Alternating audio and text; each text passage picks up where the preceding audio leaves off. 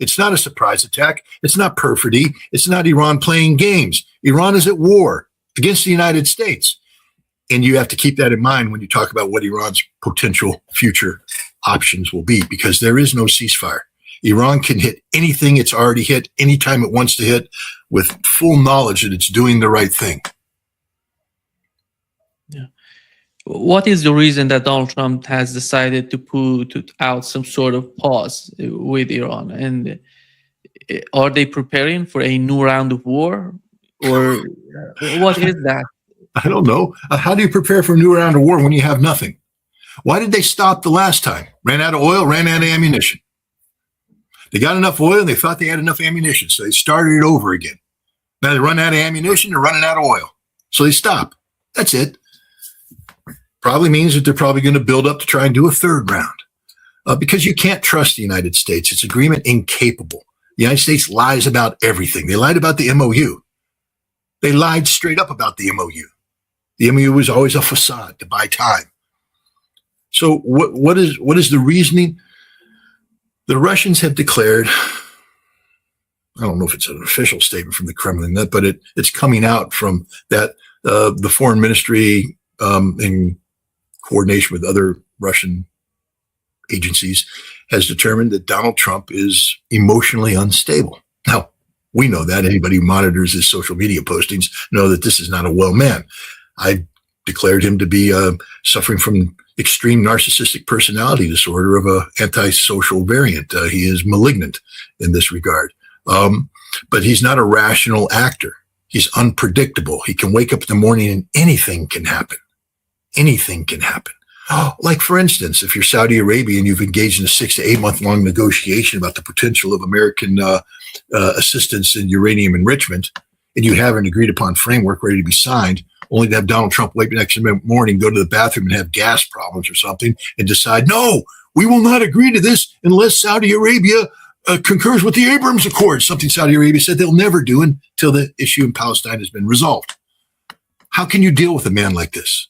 Wake up in the morning thinking you have an agreement to find out you don't have an agreement. Waking up in the morning thinking you have an understanding based upon weeks of negotiations, only to find out that the president had a brain whatever and decided that, it wasn't the case. The United States is governed by a man who sets policy through social media postings. Straight up. No coordination. I'd hate to be the Secretary of State. I'd hate to be the Secretary of Defense. I'd hate to be anybody in his cabinet because you have no idea what's going to happen in the morning. You think you have a policy that's being implemented and the president decides that he's going to put something else out there without coordinating. This is what we're dealing with. This man is unstable, emotionally unstable. That's a polite way of saying that he is batshit crazy. How about Donald Trump deciding, maybe together with Benjamin Netanyahu, the only way that they can convince Saudi Arabia to accept Abraham Accords would be the new attacks, a devastating attack on the part of the acts of resistance on their soil, maybe destroying oil facilities and putting a lot of pressure on them. That would convince the government in Saudi Arabia, the people, the king, the crown prince of Saudi Arabia to accept the Abraham Accords. What are the Abraham Accords? Is it a defense arrangement? Does the Abraham Accord increase the security of Saudi Arabia? The answer is no. It's an economic and political arrangement. It's a recognition of Israel, and then you're going to do business with Israel. You know what would happen to the king if he came out and said, that's what we're doing? He wouldn't be king. He wouldn't be king. The crown prince wouldn't be the crown prince. It's politically impossible for Saudi Arabia at this point in time to embrace the Abraham Accords under these conditions. So no, I don't see that. I mean, what's going on between Netanyahu and Trump? I mean, they're both in political trouble, but that's okay because they're masters. And remember, neither one of them are in charge. There's a larger cabal out there, the Grand Zionist Project, that's been promoting Greater Israel. And Netanyahu's not the driver there. Netanyahu's about ready to lose an election. He's over. He's finished. And when he loses that election, there's a good chance he's going to go to jail for the rest of his life. Maybe his political allies will save him. But, Donald Trump, he's doomed in the midterms unless he totally rips up the Constitution and does something crazy. in which case, hopefully, law-abiding members of the United States government will do the right thing, because when a president breaks with the Constitution, he's no longer the president of a constitutional republic. But that's okay, because the Grand Masters don't care. The Greater Israeli Project understands that they have floundered in the Middle East. They're not winning in Lebanon. They're not winning in Syria. They're not winning against Iran. So what are they doing? They're making common cause with the United States. The parasite is taking over the host. This is through the National Defense Authorization Act that's currently underway, being considered, that sort of melds American intelligence, Israeli intelligence, American military. It makes it one. Israel is taking over the United States. That's what's going on here, is that the United States is becoming the strategic depth through the Great Israeli Project. And everything else is a sideshow. So, again, the Saudis need to wake up to the fact that this corruption that's taking place between because it is a corruption of democracy that's taking place between Israel and the United States, doesn't view Saudi Arabia as an asset. So the Abraham Accord is a false promise. It's the false promise of prosperity and peace. There will be no prosperity and peace, because the Greater Israeli Project isn't about making Saudi Arabia prosperous or peaceful. It's about Israeli dominance of the region, and everybody else is a tool to be used, discarded, tossed away. That's it. And until Saudi Arabia recognizes it, they're on a highway to hell. And right now, they have maybe gone a bridge too far. I'm using all these analogies here, but people should understand what I'm saying. Because if the PMF, if the pro-Iranian militias decide to go for broke, there's nothing that can save Saudi Arabia. And also remember this, a little story from the past. In the build-up to the Desert Storm, there was talk, there was a period of time during Desert Shield when, the Marines were hanging out on their own up there, basically speed bumps. If the Iraqis told the Republican Guard to head south, there ain't nothing going to stop them. Marines would have gotten out there, fired off their basic load, and then been speed bumps, run over by Iraqi tanks. Fortunately, the Iraqis didn't do that, and we were able to reinforce. But during that window of vulnerability, we kept telling the Saudis, hey, why don't you take some of your military off the southern front with the Yemenis and bring them up here? And the Saudis went, hell no. Why? Well, first of all, half of the southern part of Saudi Arabia is stolen from Yemen. Do the history research. They stole it from Yemen. They stole it from the Houthi. And Houthi won it back. And so there's a good chance that if all this goes down, Saudi Arabia is going to be dismembered. Straight up dismembered. Because it's a fake country. Everybody knows that. It's a fake country. It's just carved out of the desert, because some Wahhabi head choppers went in and chopped off the right heads, and the British decided to support them. There it is. And when you get rid of the Wahhabist, head choppers, you've got nothing. Now, of Bedouin tribes that hate each other, and it will break up. The Yemen will take its part. Who knows what Iraq will do? Who knows what, Jordan's a fake country, so it doesn't matter. But the point is, that whole region is fake. That whole region was created when specific leaders subordinated themselves to the political will of their British and American masters. And now that their British and American masters are floundering and a new master has arisen, not a master, but a new dominant power, Iran, they don't know what to do. They're in an absolute state of panic. Iran is the future. Again, who am I talking to? You're an Iranian, you know this. 5,000 years of culture and history. And if these Bedouin head choppers that currently populate the leadership positions in Riyadh think that they are the equivalent of that, they have another thing coming. And so Iran is the power. Iran is the future.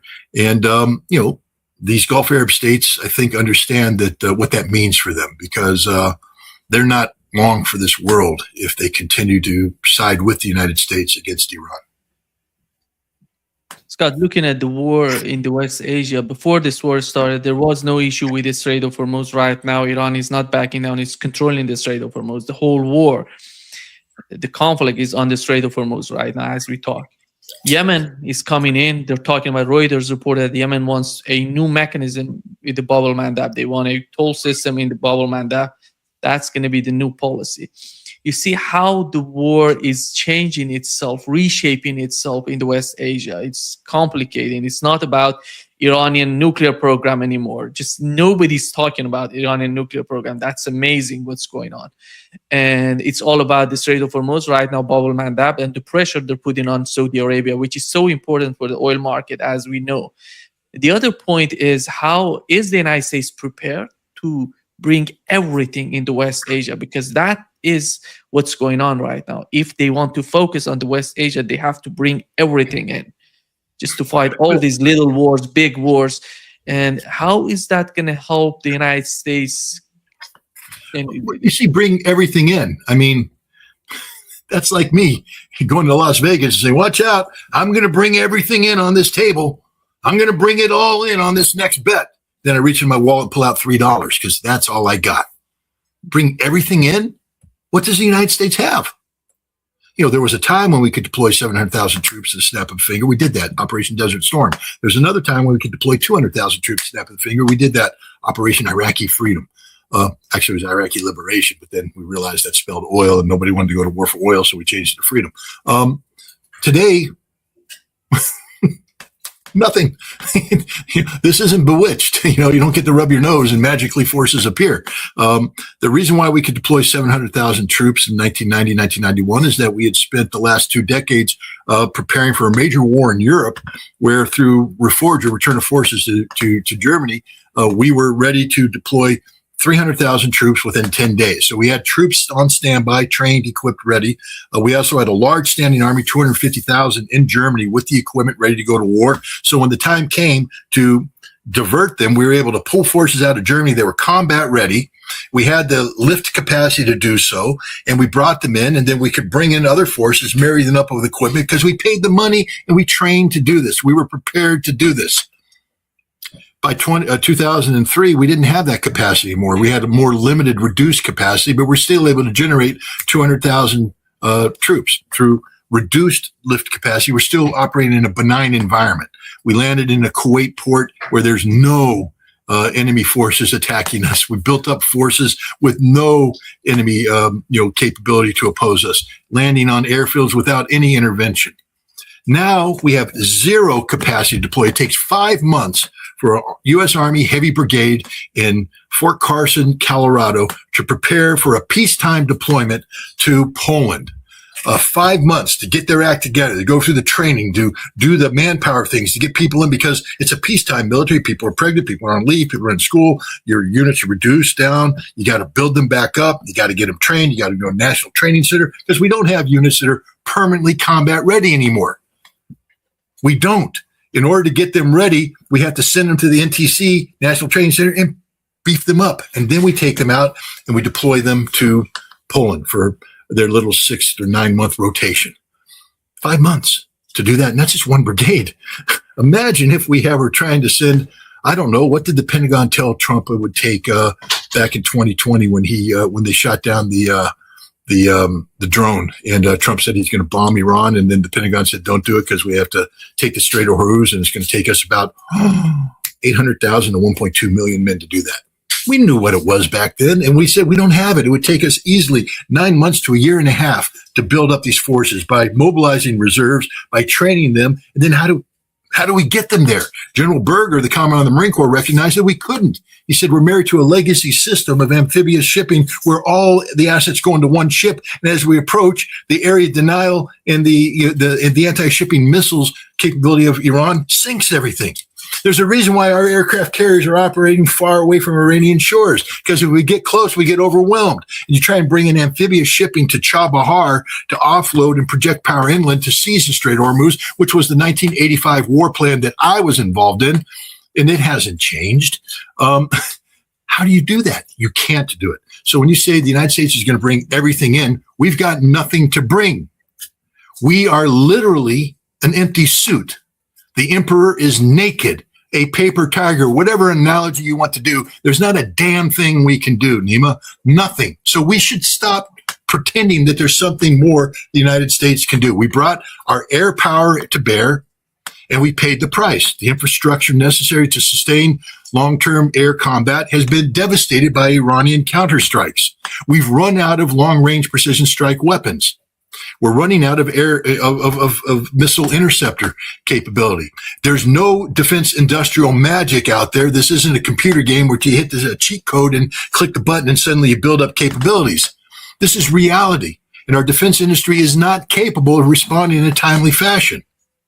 So we've blown the bolt. We got nothing left to replace it. And what, we're going to pretend here that Donald Trump's going to be building up resources for a third try? No, it's over. We lost.